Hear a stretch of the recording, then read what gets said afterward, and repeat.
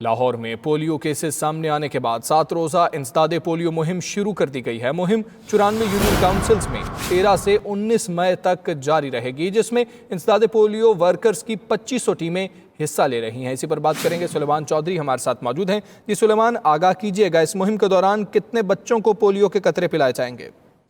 जी बिल्कुल, जो लाहौर है इस वक्त जो है वो हाई रिस्क जिला करार दिया गया है कि जहां पर 3 पोलियो के केसेस रिपोर्ट हुए हैं। इस वक्त महकमा सेहत की जो 2500 टीमें हैं वो पोलियो मुहिम में हिस्सा ले रही हैं और तकरीबन 5 साल की उम्र के जो 8 लाख बच्चे हैं उनको पोलियो के कतरे पिलाए जाएंगे। ये जो टीमें हैं घर घर जाकर पोलियो के कतरे पिलाएंगी। इस वक्त लाहौर की जो है वो 94 यूनियन काउंसिल जो है वो पोलियो के हवाले से हाई रिस्क करार दी गई हैं।